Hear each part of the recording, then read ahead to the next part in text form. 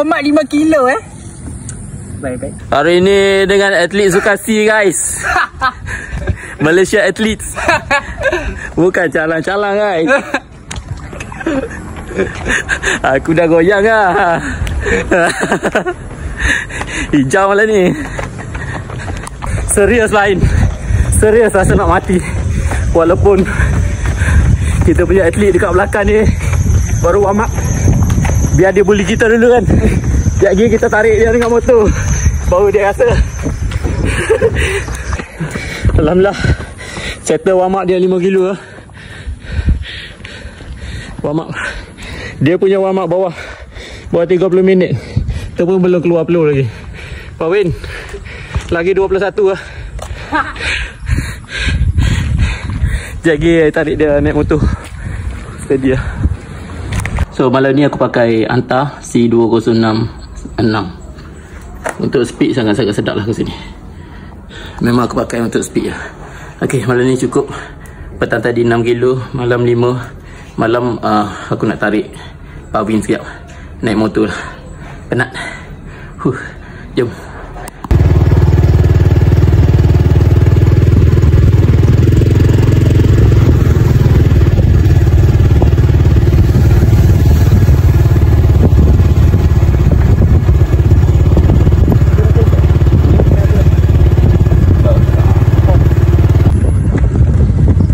KM 34.38.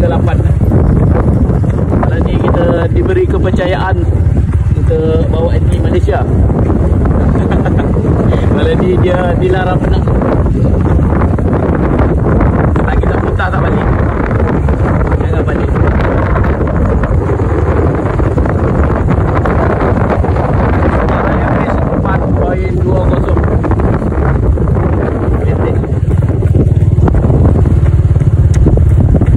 Kita record sampai KM 20.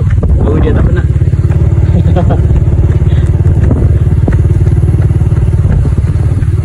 Dia nak air bagi tahu, pergi ambil.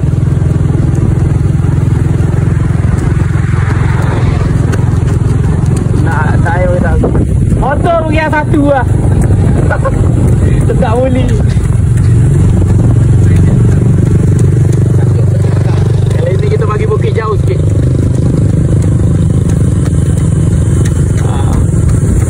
Climbing 1 kilometer.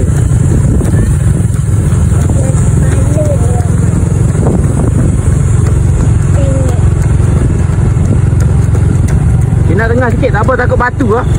Tapi banyak batu.